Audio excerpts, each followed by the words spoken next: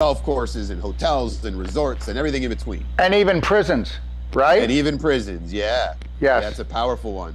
And I didn't mean it that way, anybody, even prisons. I just meant there's nobody that you guys don't touch. There's nobody correct. that you don't want to touch, okay? Correct. So Correct. As the Director of Sales and Strategic Development, what innovative strategies are you implementing to promote the concept of food forest? Because you know what? People don't know that they can take their front lawn, their back lawn, or any other place that has soil and actually do this. And then I hear from a lot of people that if they live somewhere like Canada, they go, how can I have a food forest? Mm-hmm.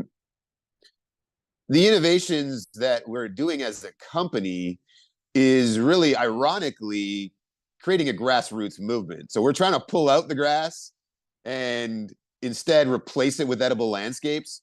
Yes. But we're talking to everybody who has their mind open and are aware of the problems. And that is a massive amount of people today. And I invest my time every day speaking with those people.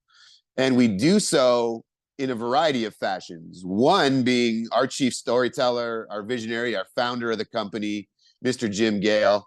We're getting him in front of as many audiences as possible and sharing the story of what inspired him to create this incredible company. And then at the same time, we've empowered everybody who comes across our organization, who loves what we stand for. We've empowered them to join us. And we've created a community called our Abundance Ambassadors. And every Abundance Ambassador is armed with the ability to go out there and share the message. We so far have over 2,000 of those people who are out there talking about what it is that we're doing. That was one of the most unique things I think we added as an organization very early. And it's been incredibly rewarding. We have a lot of untapped potential in there. Right. But it is something that is going to be incredibly fruitful overall for us. Beautiful. So I can tell you something right now that if you guys could actually pull this off, we would look at all autoimmune diseases falling off a cliff. We would look at diabetes, which will be the main cause of people leaving this planet. Okay, that would fall off the cliff instantly, and there would be no chokehold. Well, actually, they don't really have a chokehold on us. They just step on our feet, our mouth drops open, and they get us hooked with all their chemicals and poisons. And people don't even understand that, do they? They don't understand. They think that they make the decision to eat what they eat, and they don't understand that their brain makes the decision, and it's all been manipulation. Yes. And they target children, right? They get the kids hooked with this poison very early in their lives. Think about the last time you walked through a grocery store, and let's just pretend you strolled down the cereal aisle. Right. Where are they putting those colorful bears and bees and fancy little leprechauns?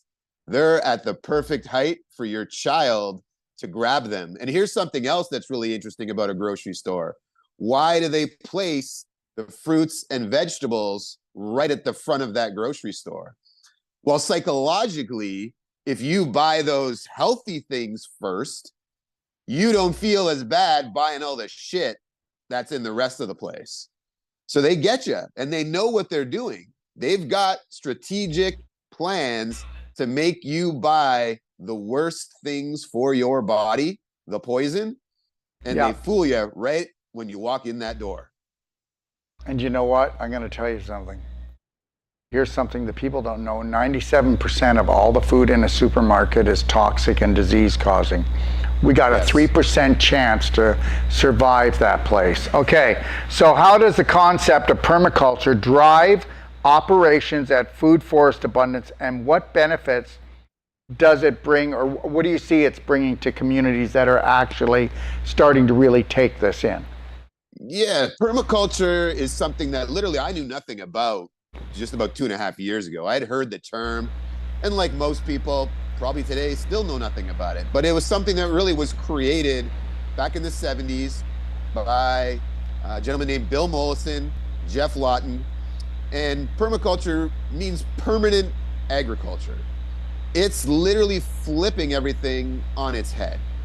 Right. Where today, when most people think about growing food, they have an image that appears. And that image is usually one of two things.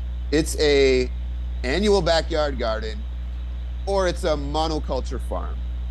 And what you have to realize when you think of those two things is that those systems fight nature.